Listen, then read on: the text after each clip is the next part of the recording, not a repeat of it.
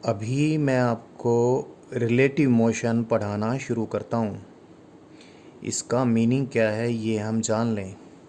कोई object A है suppose, and it is moving with some velocity, so the velocity of the object A as seen from ground, say it is say va vector is the velocity vector of object a as seen from ground।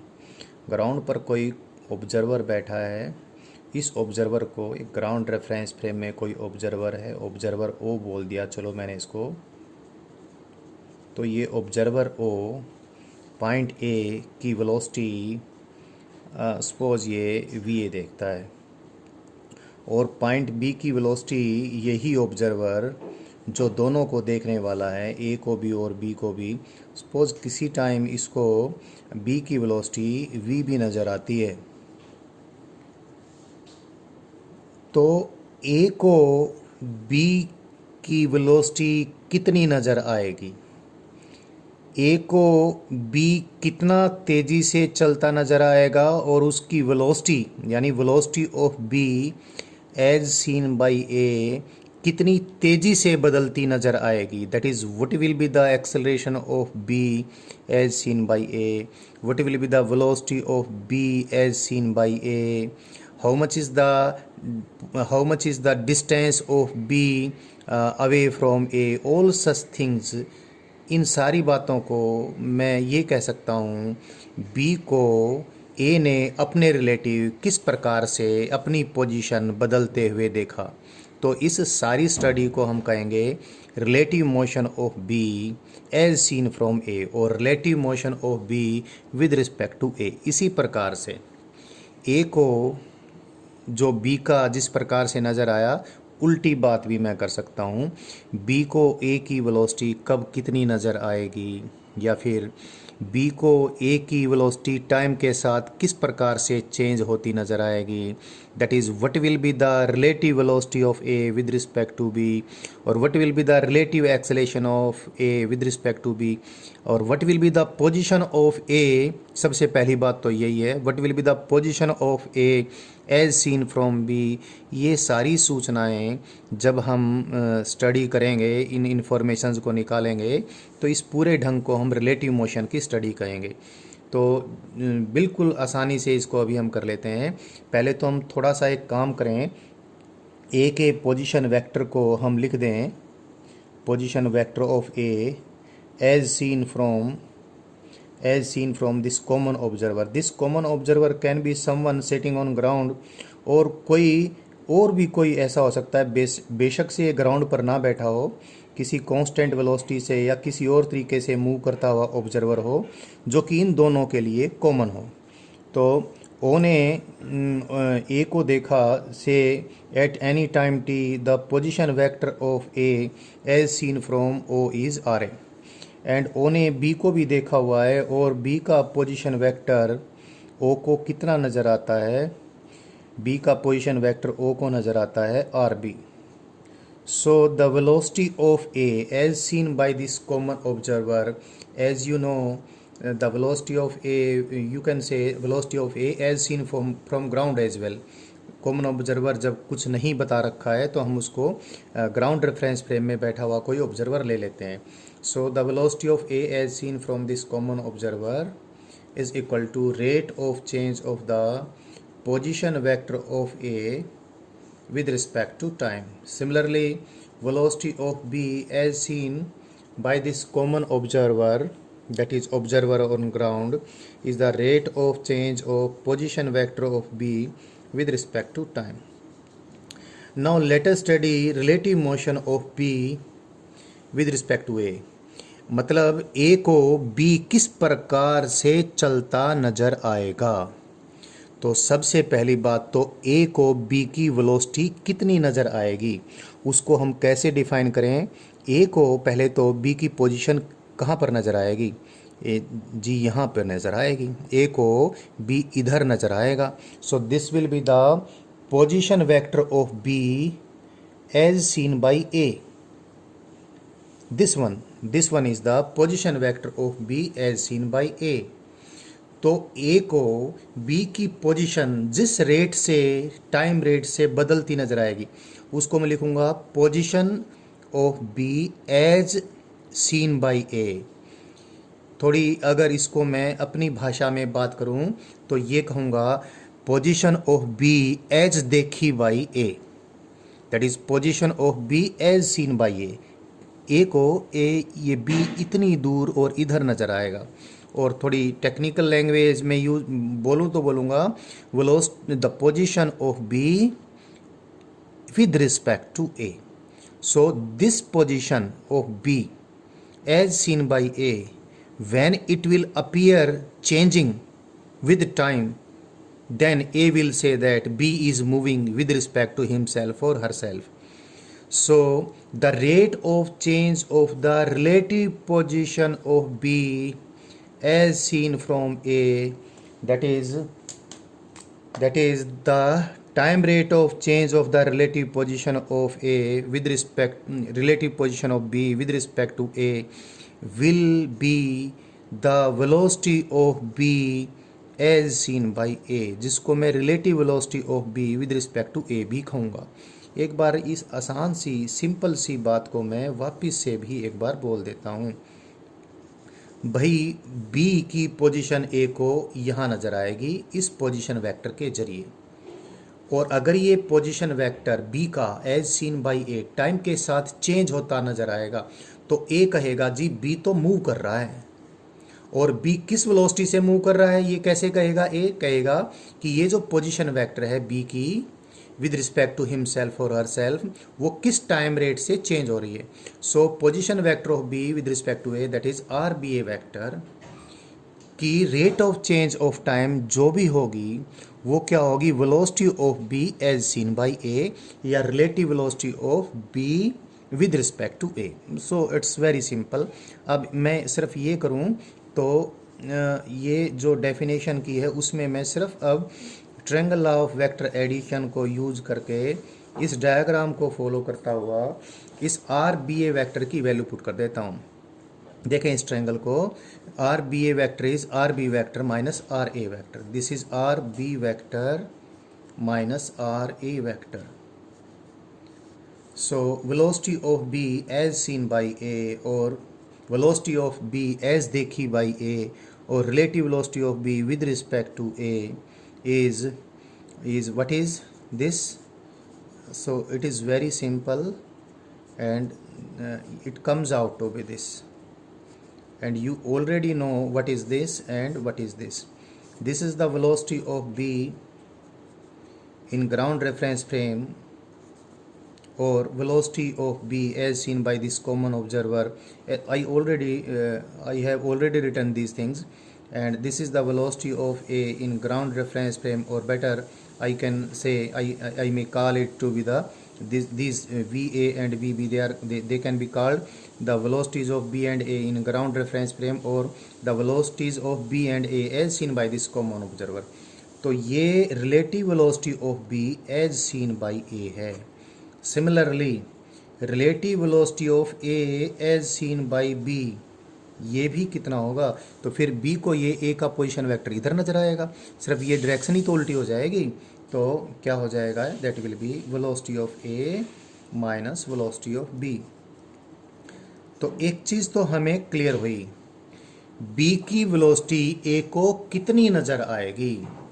अगर हमें A और B की velocity का आंकड़ा ground reference frame में दे रखा है कि भाई किसी ग्राउंड पर बैठे हुए व्यक्ति को कई बार ग्राउंड पर बैठे हुए व्यक्ति का हम जिक्र ही नहीं करते, हम ये बोलते हैं velocity of car A is 30 kilometre per hour due east, and we do not speak about the observer. Whenever the information is given in this way, that is velocity of car A is 30 km per hour due east, it means we are saying that someone is observer sitting on ground. तो car A की velocity भी दे रखी होगी और observer के बारे में कोई जिक्र नहीं है, तो आप ये मान के चलेंगे कोई कॉमन ऑब्जर्वर है और वो ग्राउंड पर बैठा हुआ है। और ऐसे ही वेलोसिटी ऑफ कार बी भी हमें बता रखी होगी जी इस दिशा में है और इतनी उसकी मैग्नीट्यूड है, तो कार ए की, कार बी या कार हैं या कुछ और हैं, जो भी कुछ हैं, तो इन ऑब्जेक्ट्स की velocity with respect to ground दे रखी होगी, तो एक की दूसरे को कितनी नजर आएगी वो कैसे निकाले, पहले मैंने आपको ये समझाना था और ये समझा दिया है। कार बी की वेलोसिटी ए को कितनी नजर आएगी, कार बी का velocity vector with respect to ground minus car A का वेलोसिटी वेक्टर, खुद ए का velocity vector with respect to ground. Similarly car A की वेलोसिटी बी को कितनी नजर आएगी, कार ए की वेलोसिटी बी को कितनी नजर आएगी, जिसको कहूंगा relative velocity of A with respect to B, यानी वेलोसिटी ऑफ ए एज देखी by as seen by B is the velocity of car A in ground reference frame minus velocity of car B in ground reference frame. लेकिन ये velocity vectors हैं, ये सब vector subtraction हैं, ये scalars नहीं है, ये ध्यान रखना आपने। अब अगली बात ये करें, क्योंकि दो बात हमें चाहिए, एक तो वेलोसिटी चाहिए और एक्सेलेरेशन चाहिए, उसके बाद सारी चीज़ें निकल जाती हैं, और पहले एक्सेलेरेशन ही चाहिए होता है हमें किसी भी काइनेमेटिकल केस की स्टडी के लिए। तो यदि मैं velocity of car B as seen by A को डिफ्रेंशिएट कर दूं विद रिस्पेक्ट टू टाइम, तो आएगा relative acceleration of B as seen by A, that is relative acceleration of B with respect to A. इसको differentiate कर दूं मैं, किसको, वेलोसिटी ऑफ बी जो भी कुछ ए को दिखती है उसको टाइम से डिफ्रेंशिएट करें तो क्या आएगा, एक्सेलेरेशन ऑफ बी जो ए को दिखेगा, और मैं वी बी ए वैक्टर की ये वैल्यू इसमें पुट कर दूं, टाइम से डिफ्रेंशिएट करूं तो ये कितना आएगा, this will be the differentiation of B vector V B vector with respect to time minus differentiation of V A vector with respect to time. So this is the acceleration of B as seen by A. That is relative acceleration of B with respect to A. But what is this? This is the differentiation of velocity vector of B with respect to time as seen from ground, and this is the differentiation of velocity vector of A with respect to time as seen from ground. So this is the acceleration vector of B with respect to ground. This is the acceleration vector of A with respect to ground. So acceleration of B with respect to A, that is relative acceleration of B with respect to A, is acceleration of B itself with respect to ground minus acceleration of A itself with respect to ground. Again, you must take care that this is vector subtraction, not some scalar relationship is there. Similarly, अगर उल्टा करें हम, क्या acceleration of A as seen by B is the acceleration of A minus acceleration of B. तो ये main चीज़ें हमने अभी कर ली हैं, इनको ही यूज करके मैंने सारे रिलेटिव मोशन को स्टडी करवाना है। रिलेटिव मोशन की स्टडी कोई अलग प्रकार की नहीं है। वैसे भी जब हमने काइनेमेटिक्स शुरू की तो यही बताया था, ऑल मोशन इज़ रिलेटिव, सब कुछ रिलेटिव ही है। तो जो भी काइनेमेटिक्स इससे पहले भी टीच की है मैंने वो रिलेटिव ही थी, बट उसमें हमने ऑब्जर्वर का जिक्र नहीं किया था। हम ये मान के चले थे कि सभी के लिए कोई कॉमन ऑब्जर्वर है, वो ग्राउंड रेफरेंस फ्रेम में कहीं बैठा है। लेकिन अब ऑब्जर्वर बहुत सारे ऑब्जर्वर हो सकते हैं, तो किसी को कोई दृश्य नज़र आएगा, किसी को कोई दृश्य नज़र आएगा। जैसे दृश्य जिनको नज़र आएंगे वैसे ही दृश्यम बनेंगे, वो अपने अनुसार सच बोलेंगे और वो सारी बातें सच होंगी। तो ये जो फिलोसफिकल सी बात है, लेकिन ये बड़ी सच्ची बात है, और इसी को मैं अब आगे बढ़ा रहा हूँ। लेकिन एक चीज़ वापस से लिखता हूँ कि अगर कोई ऑब्जेक्ट ए है, इसकी कुछ वेलोसिटी है va और इसका कुछ एक्सेलेरेशन भी है, ज़रूरी नहीं है एक्सेलेरेशन और वेलोसिटी सेम डायरेक्शन में हो, और ऐसे ही कोई ऑब्जेक्ट भी है, इसकी वेलोसिटी है कोई vb, इसका भी एक्सेलेरेशन है कोई ab. These values are the values seen by this common observer. This is some common observer.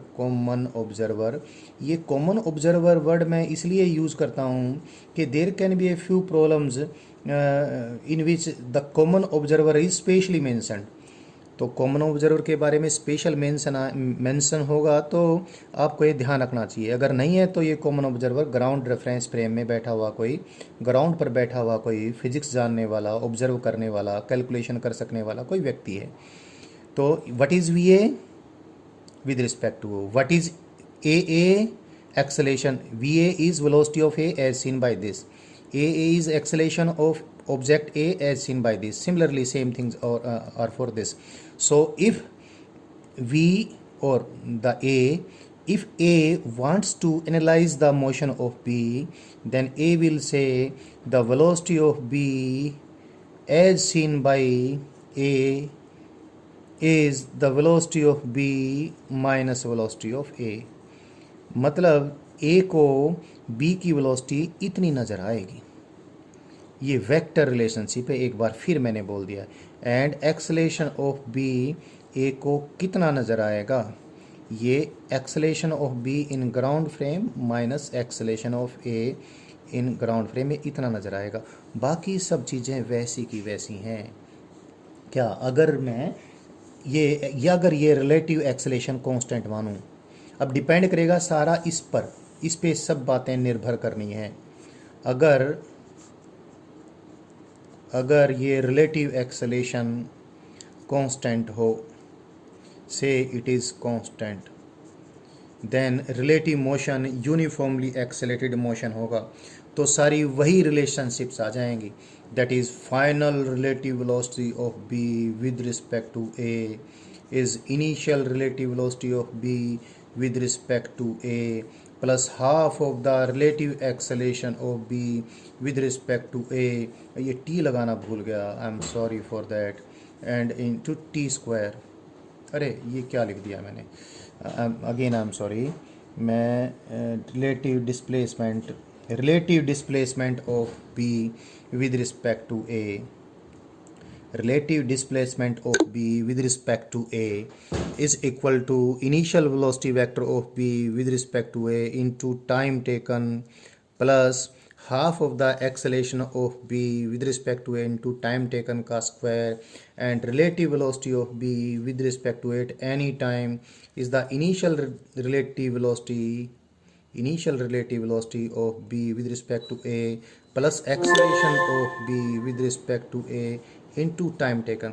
जो यूनिफॉर्मली एक्सेलरेटेड मोशन की रिलेशंस हमने पहले ऑब्टेन की थी, वही रिलेटिव मोशन में भी है। अरे पहले ए कौन था, ग्राउंड पर बैठा हुआ था, अब ए कौन हो गया, कोई मूव करता हुआ हो गया। मैं पहले ये बोल रहा था, फिर बीच में ये बोल गया था, चीज़ें चेंज हो गई थी।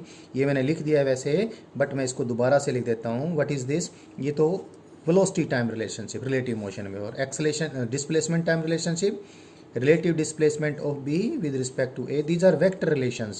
Again I emphasize, initial velocity of B as seen by A into time taken plus half of the relative acceleration of B with respect to A into time taken का square। और आपको एक बात बता, एक चीज़ और लिख लें, final velocity of B as seen by A की मैग्नीट्यूड का square minus initial velocity of B with respect to A की मैग्नीट्यूड का square is equal to twice of the relative acceleration that is acceleration of B with respect to A into relative displacement that is displacement of V with respect to A. V square minus you square is equal to 2as। ये तीनों equations, इसको use करते वक्त आप ध्यान रखें, अगर one dimensional motion है तो एक एक इक्वेशन ही बनेगी, एक ये एक, उसी को मैं एक्स डायरेक्शन मान लूँगा या चाहे तो वाई डायरेक्शन मान लूँगा।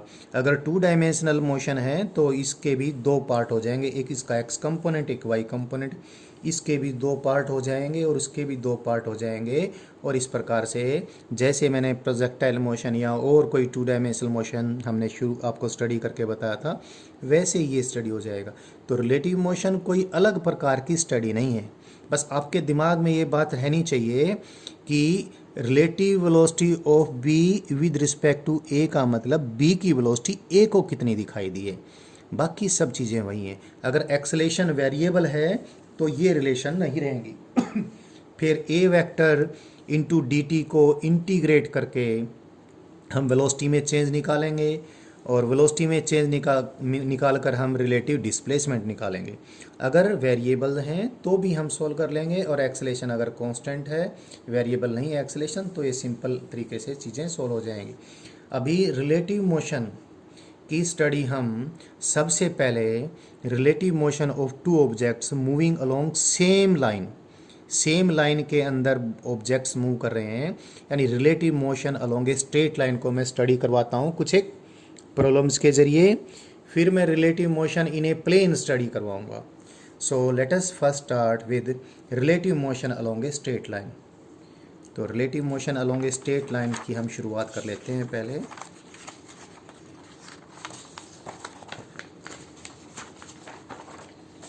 Relative motion along a straight line के लिए,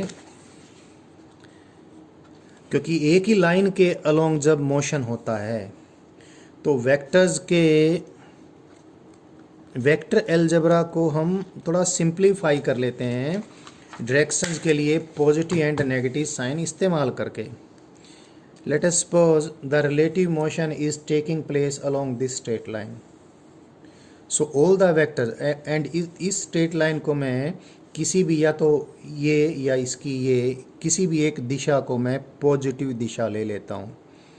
तो जो भी वेलोसिटी वेक्टर्स इधर होंगे उनकी डायरेक्शंस के लिए पॉजिटिव साइन, जो इधर होंगे उनकी डायरेक्शन के लिए नेगेटिव साइन. सेम बात एक्सेलेरेशन और डिस्प्लेसमेंट्स वगैरह के लिए होगी.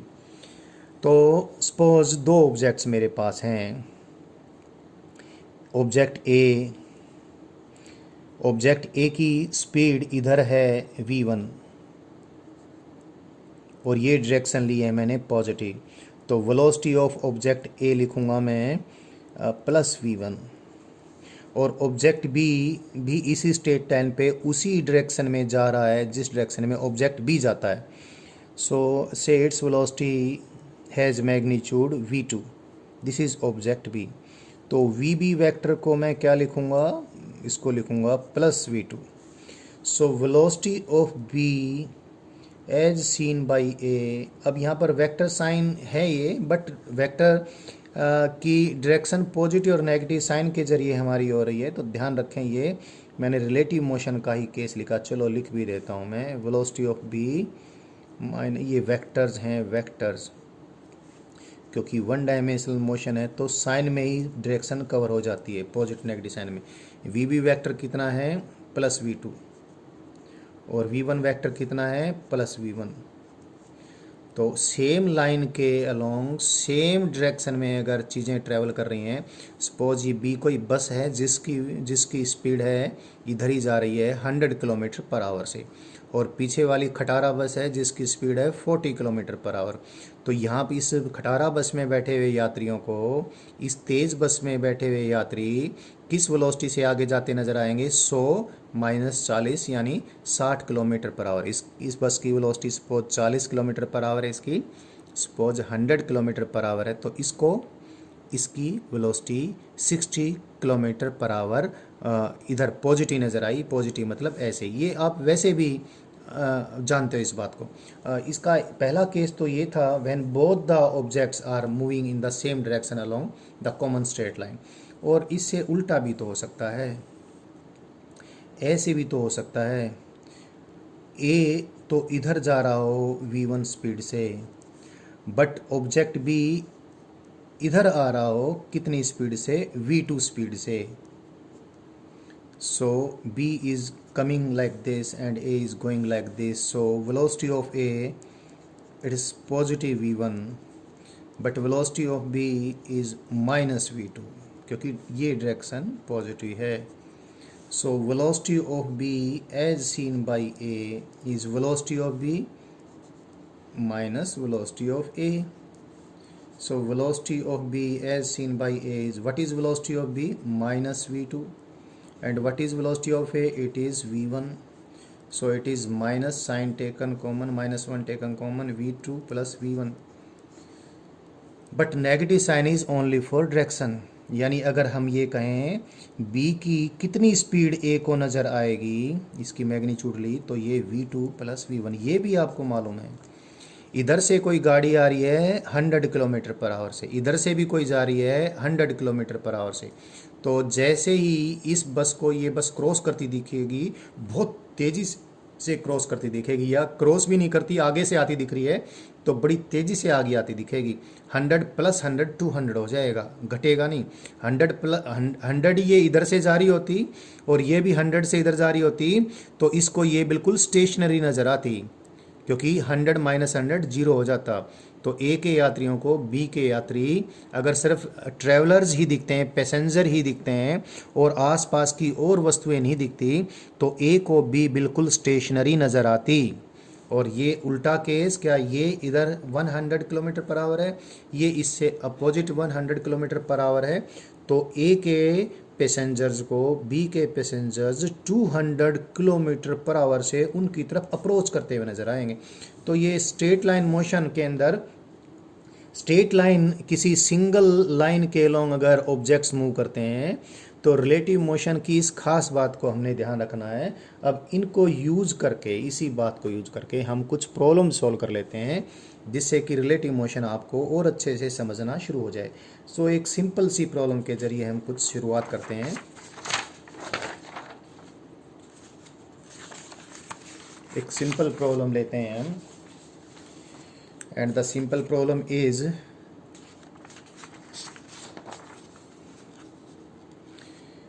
कोई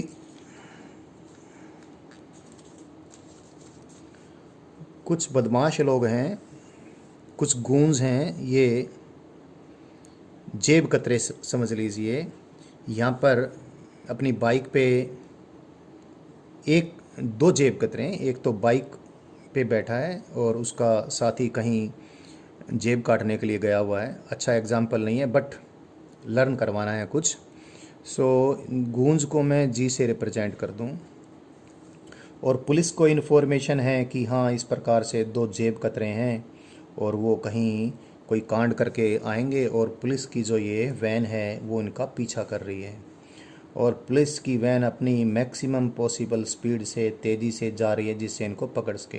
तो maximum possible speed of the police van is V. और जब पुलिस वालों को ये दिखाई दे गए थे और एक्स दूरी पर इनसे आगे थे, यानी जो बाइक जो थी वो वेट कर रही थी, एक तो गुंडा इस पे बैठा ही था और दूसरा गुंडा जेब काटने के लिए गया हुआ था। तो जैसे ही पुलिस वैन इनसे खाली एक्स डिस्टेंस पीछे है, तभी इसका साथी इस पर आकर बैठ गया। उसने कहा चल भाई चल, पुलिस पकड़ लेगी। तो ये जीरो इनिशियल वेलोसिटी से कांस्टेंट एक्सेलेरेशन ए से अब इन्होंने बाइक स्टार्ट कर दी और ये आगे चल पड़े। और initial velocity, that is initial velocity of गूंज, ये जो गुंडे हैं इनकी बाइक की इनिशियल वेलोसिटी जीरो है और इनका acceleration of the goondas, acceleration of the goons, acceleration of the pickpockets, इसको मैं ए जी लिख देता हूँ, ए जी, दैट इज़ ए। तो सिचुएशन ये दे रखी है और जिस टाइम पे ये बाइक स्टार्ट होती है ए एक्सेलेरेशन से, उस टाइम पर पुलिस की वैन इनसे एक्स डिस्टेंस पीछे है और पुलिस की वैन अपनी मैक्सिमम ऑलरेडी जो भी स्पीड हो सकती थी, जो भी उसकी लिमिट थी उनकी जीप की, उसकी वैन की, तो उससे वो चल रही है। तो कंडीशन निकालनी है वी की, वी के लिए हमने कंडीशन निकाल ली है जिससे कि ये जो पिक पॉकेट्स हैं ये पकड़े जा सकें, यानी ये पॉकेट मार जो लोग हैं दोनों दोस्त ये पकड़े जा सकें, इसकी हमने कंडीशन निकालनी है। तो रिलेटिव मोशन से इसको हम कर लेते हैं, आसानी से हो जाएगा। जिधर पुलिस की वैन जा रही थी और जिधर इन गुंडों को जाना है आगे, उसी डायरेक्शन को हम पॉजिटिव डायरेक्शन कंसीडर कर लें। ये जीरो टाइम वाली सिचुएशन है। इस टाइम जो भी इनिशियल रिलेटिव वेलोसिटी है, मैं मोशन स्टडी करूँगा किसका, पुलिस की वैन का। चलो मोशन स्टडी कर लेता हूँ with respect to these pickpockets. Pickpockets को मैं गूंज बोल देता हूँ और जी सिंबल यूज़ कर लेता हूँ, नहीं तो पुलिस के लिए भी पी हो जाएगा, इनके लिए भी पी हो जाएगा। So this is the initial velocity of police van with respect to goondas, that is velocity of police van V, initial velocity जो कि लगातार कांस्टेंट है, V is constant. It is given that the police van moves with its maximum possible speed throughout, it cannot accelerate more, इतनी ही है ये। तो initial velocity of police van with respect to goons, it is v minus this, its initial velocity is zero, so it is this. अब acceleration लिखें हम, acceleration of the police van with respect to this bike, इसको मैंने G कहा है, it is acceleration of the police van which is zero, क्योंकि police van का तो एक्सेलेशन है ही नहीं क्योंकि इसकी वेलोसिटी तो कांस्टेंट है, minus acceleration of this bike that is a. तो ये तो इनिशियल कंडीशन, इनिशियल वेलोसिटी और इनिशियल एक्सेलेशन के लिए आ गई, ये आ गया वी और ये आ गया माइनस ए। और अब हमने ये देखना है कि पकड़े जाने की कंडीशन क्या है। पकड़े जाने की कंडीशन को आप ये समझ लें, जब ये पुलिस वैन गुंडों की बाइक के बिल्कुल ऊपर यानी बिल्कुल साथ पहुंच जाएगी, यानी जब relative displacement of police van with respect to this bikers, जब ये रिलेटिव डिस्प्लेसमेंट x के बराबर होगा, यानी ये कुछ आगे चले जाएंगी और ये भी कितना आगे चले जाएं, x तो पीछे थे ही और साथ में जितना आगे ये गए वो भी चले गए। तो रिलेटिव डिस्प्लेसमेंट पुलिस वैन का जब x के बराबर होगा, तो अगर इन बाइकर्स को पुलिस वालों ने पकड़ना है, तो जैसे ही पुलिस वैन इनके पास पहुंचे, उस टाइम पुलिस वैन की जो वेलोसिटी है, final velocity of police van with respect to the velocity of these goons, that must be greater than or equal to 0। ये थोड़ा समझ लें भाई, पुलिस की गाड़ी की वेलोसिटी तो लगातार कांस्टेंट है इस गिवन क्वेश्चन में, लेकिन बाइक की वेलोसिटी बढ़ती ही चली जा रही है। जैसे ही पुलिस की जीप बाइकर्स के पास पहुंचती है, अगर उस वक्त बाइकर्स की वेलोसिटी पुलिस की वैन की वेलोसिटी से ज़्यादा हो गई, तो भाई बाइकर्स कभी भी पकड़े जाएंगे ही नहीं, क्योंकि फिर वो तो और ज़्यादा होती जाएगी, क्योंकि एक्सेलेशन तो उसका कांस्टेंट है और पुलिस की गाड़ी और तेज़ हो ही नहीं सकती है। तो पकड़ने की कंडीशन ये हुई, जब पुलिस वैन यहाँ पर पहुँचती है कितना रिलेटिव डिस्प्लेसमेंट करके, x रिलेटिव डिस्प्लेसमेंट करके, तब पुलिस वैन की वेलोसिटी इन गुंडों की बाइक की वेलोसिटी से या तो कुछ ज़्यादा है, तो पहले ही कुछ आगे जाके इसको हाथ दे के रोक लेंगे या जो भी कुछ करेंगे, या फिर जैसे ये यहाँ पर पहुँचते हैं इनकी वेलोसिटी उतनी ही है जितनी की बाइकर्स की वेलोसिटी है, फिर तो साइड में हाथ डालकर इनको नीचे गिरा लेंगे। तो पुलिस की जीप की वेलोसिटी से ज़्यादा वेलोसिटी बाइकर्स की नहीं होनी चाहिए जब पुलिस की जीप इन पर पहुंचती है। कहने का अभिप्राय ये हुआ कि ये वेलोसिटी जो कि लगातार कांस्टेंट है और जिस टाइम पे पकड़े जाएंगे उस टाइम पर इनकी वेलोसिटी इससे कम होनी चाहिए। तो इस वेलोसिटी में से ये वेलोसिटी सबट्रैक्ट करेंगे तो रिलेटिव वेलोसिटी आ जाएगी। तो relative velocity of police with respect to these bikers must be greater than equal to 0। तो ये सारा मामला है, इसको हमने सोल्व करना है। और इसको सोल्व करने के लिए देखो v दे रखा है, that must be greater then 0, u भी दिया हुआ है और a भी दिया हुआ है और s भी दिया हुआ है। इन चार चीज़ों में यूनिफॉर्मली एक्सेलरेटेड मोशन में क्या इक्वेशन बनती है, v square minus u square is equal to 2 into A into S. लेकिन ये सब चीज़ अब रिलेटिव मोशन के लिए इस्तेमाल करेंगे। v of police with respect to bikers इसका square, u of police with respect to bikers, ये u के बजाय ऐसे लिख दिया मैंने, acceleration of police with respect to bikers into relative displacement of police with respect to bikers. तो यहाँ से velocity, final velocity of police with respect to bikers का स्क्वायर कितना आ गया, initial velocity of police with respect to bikers का square plus acceleration of police with respect to bikers into displacement of police with respect to bikers. So that is final velocity of police with respect to bikers का square is equal to, ये देखो put कर दो values, ये कितना है तो v है और ये कितना है, ये कितना minus a minus 2 into A, और ये रिलेटिव डिस्प्लेसमेंट कितना है x।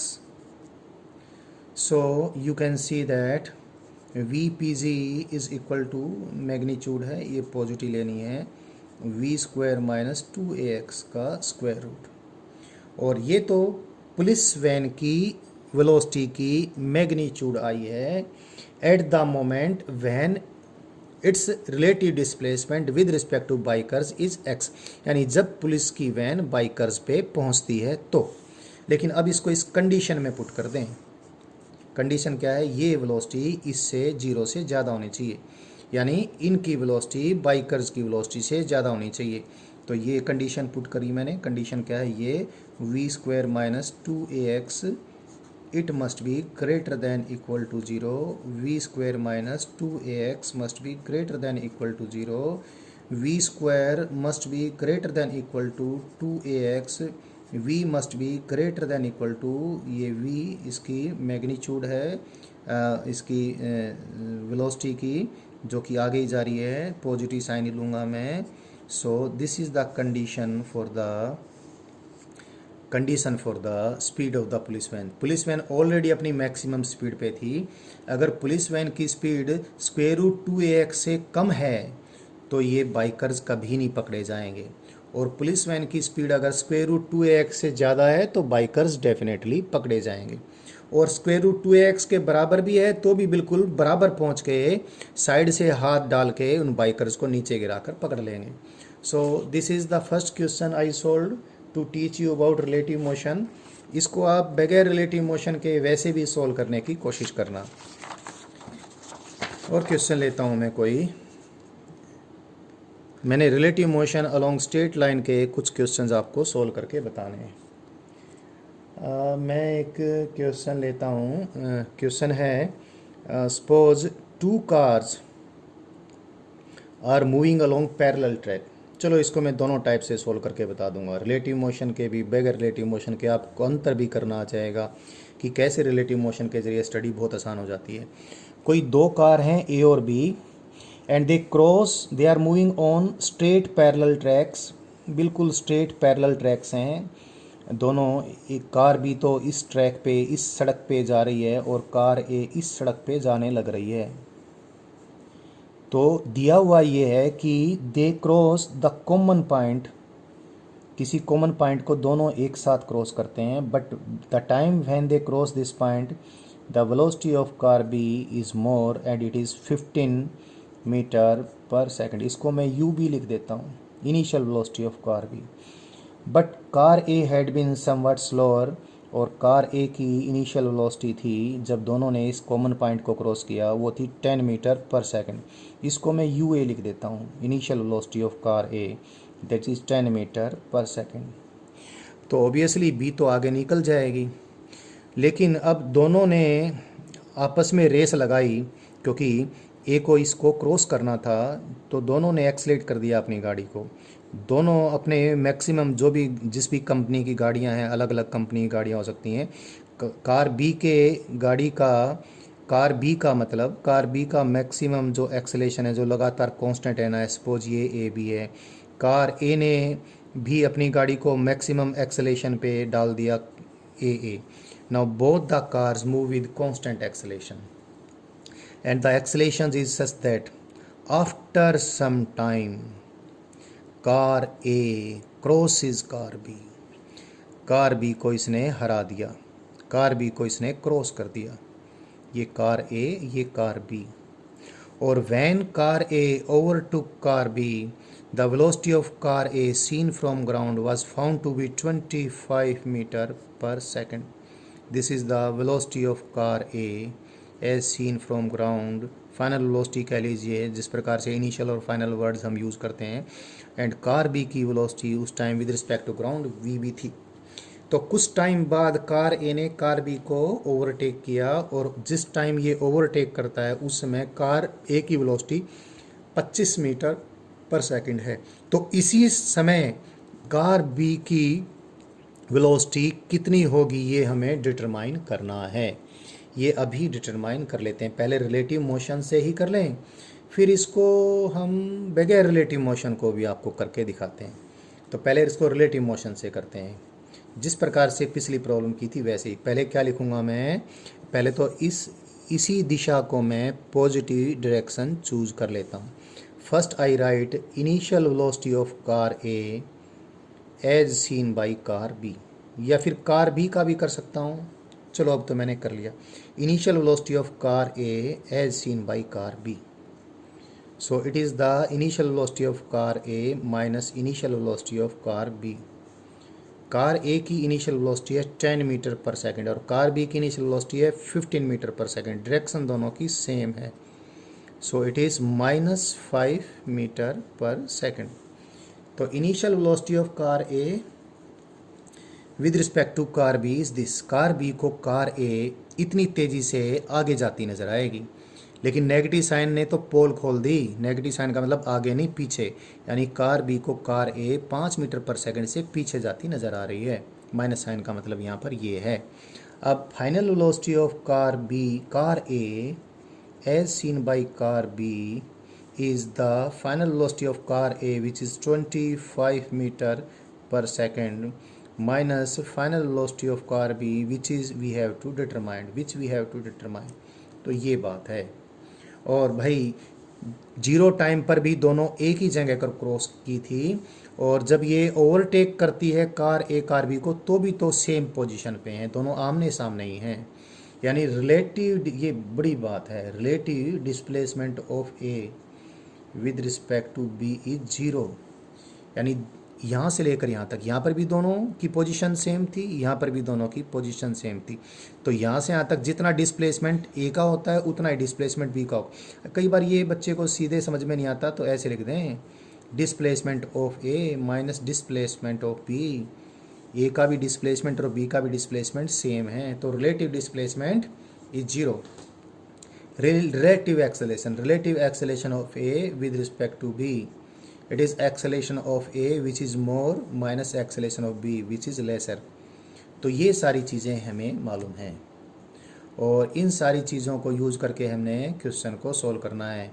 देखो इसमें V भी दिख रहा है आपको, U भी दिखता है और एक्सेलेरेशन भी दिखता है, डिस्प्लेसमेंट भी दिखता है। तो वो popular equation v square minus you square is equal to 2 into A into s. Gap मैंने इसलिए डाल दिए कि मैं रिलेटिव वाली बात लिख सकूं, यानी relative velocity of A with respect to B final वाली, relative velocity of A with respect to B initial वाली, relative acceleration of A with respect to B, relative displacement of A with respect to B. और ये क्या है, ये है, लिख देते हैं वैल्यू 25 मीटर पर सेकंड माइनस वी बी का whole square minus U A की वैल्यू कितनी है -5 का स्क्वायर प्लस 25 मीटर स्क्वायर पर सेकंड स्क्वायर। बच्चों मुझे आदत पड़ी हुई है यूनिट्स को साथ साथ लिखने की। आपको मुश्किल लगता है प्रॉब्लम सॉल्व करते वक्त, आप प्रॉब्लम के सॉल्यूशन के दौरान यूनिट्स को ड्रॉप कर दें, लेकिन लास्ट में यूनिट्स का सम्मान करते हुए जो भी यूनिट्स आपने यूज़ किए, SI तो SI, FPS तो FPS, उन यूनिट्स को वापस आप रिप्लेस करेंगे। तो ये हमारे पास आएगा ही, और that is 2 into a minus A B into 0, so 0 into something 0, so what we get from here, this is 25। मैं भी छोड़ देता हूँ पल भर के लिए, यूनिट्स बाद में यूज कर दूँगा। और इसका स्क्वायर ये 0 के उधर ले गए तो दैट इज़ 25। अब स्क्वायर रूट कर दिया तो मैंने 25 minus we b is equal to 5। एक बात आप ध्यान रखें, यहाँ पर माइनस नहीं लेना है, कारण ये हमें पहले ही मालूम है कि ए ने ओवरटेक किया है, यानी वी बी वी ए से कम रहना है, इसलिए प्लस माइनस ये ज़्यादा मैथमेटिक्स में ना घुसें। फिजिक्स में आपको कंडीशन के अकॉर्डिंग मैथमेटिक्स का यूज़ करना है।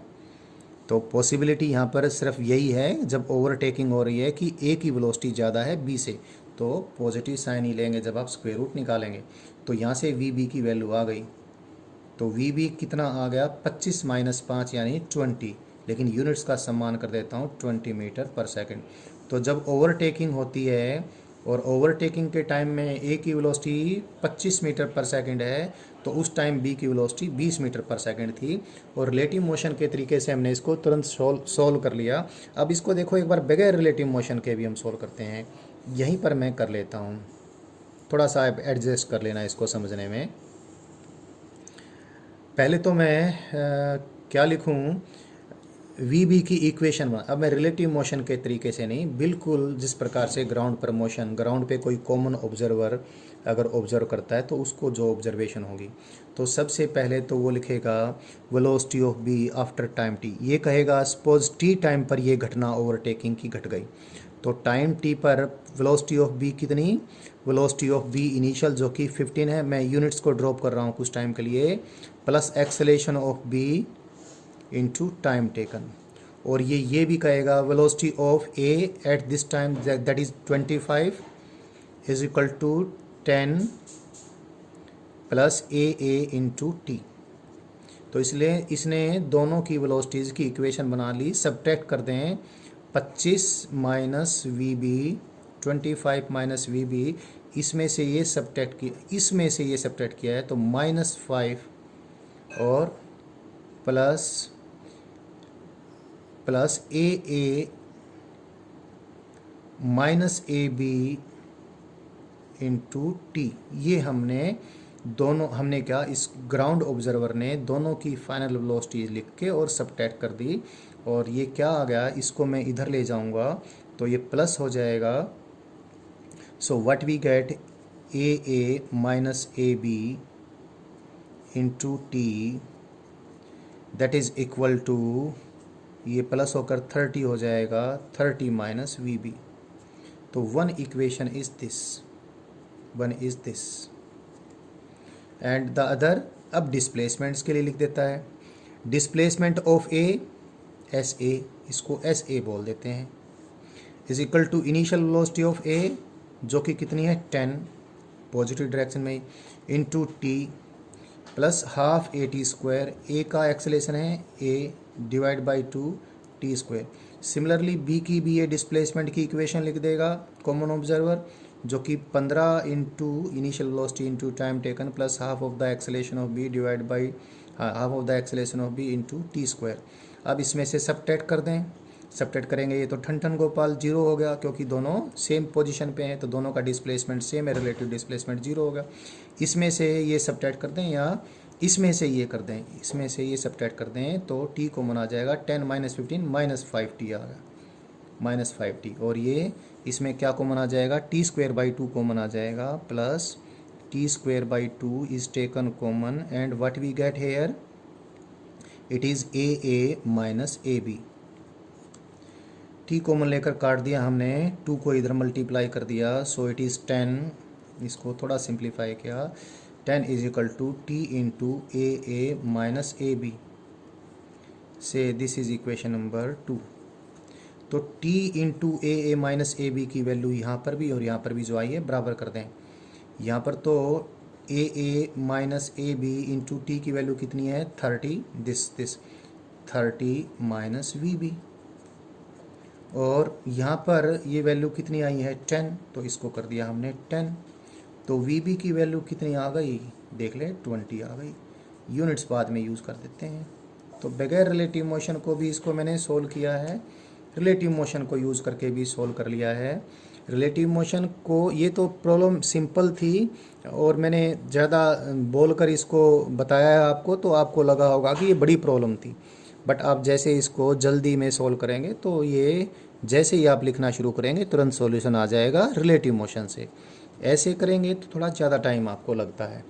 सो रिलेटिव मोशन से ही ऐसी प्रॉब्लम्स को आप करेंगे। मैं और प्रॉब्लम भी करवाऊंगा अभी इस टॉपिक से related, that is relative motion along a straight line, वो अगली वीडियो में करवाता हूँ अभी।